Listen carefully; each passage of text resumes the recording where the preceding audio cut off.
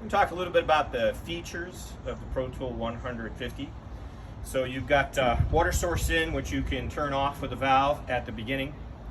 Inside of the 50-gallon buffer tank is a automatic float valve for turning off the water unattended, keeping you topped off at 50 gallons. The pump for rinsing is an 8-gallon minute pump, but you're going to run about 5 to 6 gallons a minute at the tip. So in 10 minutes it'll drain this thing, and usually faster than the input water from the source. So that's why you want that buffer in front of it to be able to keep this guy full of water.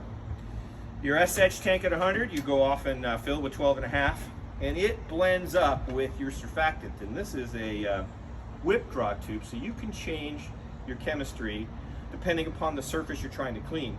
In fact, you could clean without the SH for certain building surfaces. If you're trying to take off rust, if you're working on a calcium or an F-flow project, you don't need the SH. Turn the SH off, drop this into your chemistry tank in your 5-gallon bucket, pump it up into the valve, and then set the metering valve to the percentage mix rate you're looking for water and the chemistry for this specific cleaning drop, even if there's not SH.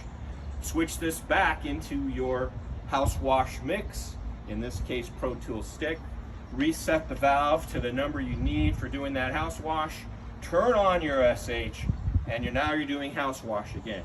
So quite versatile. 270 feet of hose, 1/2 inch, 5/8 actually, 5/8 hose to be able to get the best flow out of the pump, and 20 tips for your chemistry pumping, and 60 tips, big flow, for your rinse.